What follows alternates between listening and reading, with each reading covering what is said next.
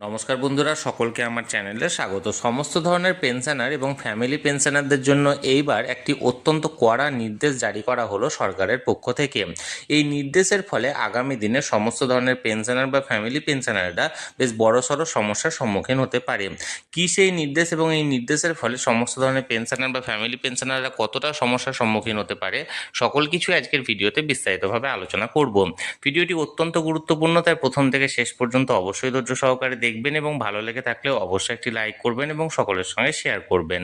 আর সেই সাথে চ্যানেলে যদি প্রথমবার হয়ে থাকেন এই রকমের ইনফরমেটিভ ভিডিও আরও দেখার জন্য যারা এখনও পর্যন্ত এই চ্যানেলটিকে সাবস্ক্রাইব করেননি তারা অবশ্যই চ্যানেলটিকে সাবস্ক্রাইব করে নিতে ভুলবেন না। তাহলে চলুন আমরা বিস্তারিত জেনে নিই। দেখুন, এটি একটি নামী সংবাদপত্রের প্রতিবেদনের অংশ। এখানে হেডলাইন্স দেওয়া হয়েছে, অবসরের আগে চাকরি ছাড়লে পিএফ অর্থাৎ প্রভিডেন্ট ফান্ডের টাকা মিলবে দেরিতে। এবার দেখুন নিজস্ব প্রতিবেদনে কি বলা হয়েছে।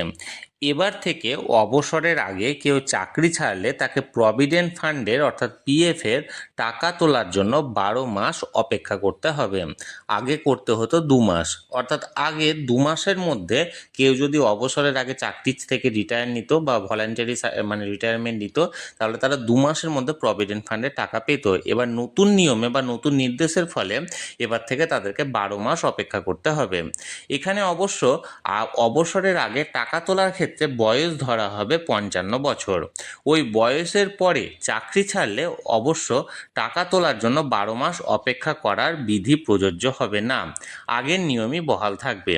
পাশাপাশি কর্মক্ষেত্রে 10 বছর পেরোনোর আগেই যদি কেউ চাকরি ছেড়ে দেন তাহলে তাকে পেনশনের টাকা তোলার জন্য 36 মাস অপেক্ষা করতে হবে। আগে এক্ষেত্রে 2 মাসের অপেক্ষার নিয়ম ছিল, অর্থাৎ এক্ষেত্রে যেটা 2 মাসের নিয়ম ছিল আগে, এবং বর্তমানে সেই নিয়মটা 36 মাস অর্থাৎ 3 বছরের সময়ে গিয়ে দাঁড়িয়েছে। অর্থাৎ 3 বছর তাকে অপেক্ষা করতে হবে সেই টাকা পাওয়ার জন্য। পিএফের বিধি অনুসারে কেউ 10 বছরের মেয়াদ সম্পূর্ণ হওয়ার আগেই যদি চাকরি ছেড়ে দিলে পেনশন অ্যাকাউন্টের টাকা তুলে নিতে পারেন, কিন্তু 10 বছরের বেশি চাকরি করলে তিনি বাধ্যতামূলকভাবে পেনশন প্রকল্পের আওতায় আসবেন। পেনশন অ্যাকাউন্টে জমা টাকা তুলে নিতে পারবেন না। ওসি পরিষদের সদস্য এবং টিইউসিসির সাধারণ সম্পাদক এসপি তিওয়ারি জানান, পিএফের সদস্যদের বাড়তি টাকা সুরক্ষিত থাকার ব্যবস্থা করতে নতুন নিয়ম চালু করা হয়েছে। তার দাবি, দেখা গিয়েছে অনেক সময়ই সদস্য একটি চাকরি ছেড়ে অন্য একটি চাকরিতে যোগ দিতে গিয়ে আগের যে চাকরির পিএফের টাকা তুলে নেন, নতুন চাকরিতে ফের পিএফের নতুন অ্যাকাউন্ট খোলেন। এতে পেনশনের হিসেবের সময় চাকরির মেয়াদ কম হওয়ায় প্রাপ্য টাকার অঙ্ক কমে যায়। ওই প্রবণতা কমানোই নতুন নিয়মের উদ্দেশ্য, জানান তিওয়ারি। উল্লেখ্য, সদস্য যদি পেনশনের টাকা না তুলে পরের চাকরির পেনশন অ্যাকাউন্টে তা স্থানান্তরিত করে নেন, তাহলে পেনশনের হিসাব করার সময় পুরনো সংস্থার চাকরির মেয়াদও ধরা হবে।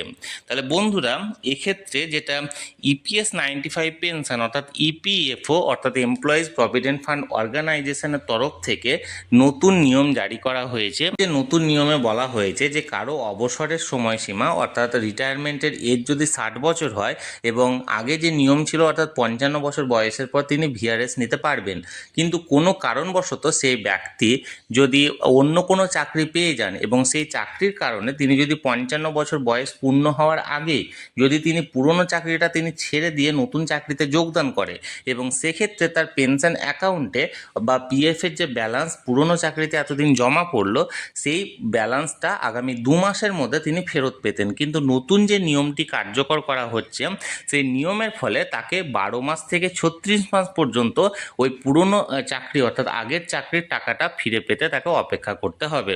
এবং এই নিয়মের ফলে বেশ কার্যত সমস্যায় পড়তে পারে সমস্ত ধরনের এমপ্লয়ি এবং পেনশনাররা। তাহলে বন্ধুরা, যে এখানে নিয়মটি জারি করা হয়েছে সেই ব্যাপারে আমি বিস্তারিত আপনাদেরকে জানানোর চেষ্টা করলাম। এই নিয়ে যদি আপনাদের কোনো প্রশ্ন থাকে অবশ্যই কমেন্ট করতে পারেন, আমি চেষ্টা করব আপনাদের সকলের প্রশ্নের যথাযথ উত্তর দেওয়ার। আর এই ভিডিওটি ভালো লেগে থাকলে অবশ্যই একটি লাইক করুন এবং সকলের সঙ্গে শেয়ার করুন। আর সেই সাথে এই চ্যানেলে যদি প্রথমবার হয়ে থাকেন অবশ্যই চ্যানেলটিকে সাবস্ক্রাইব করে রাখুন।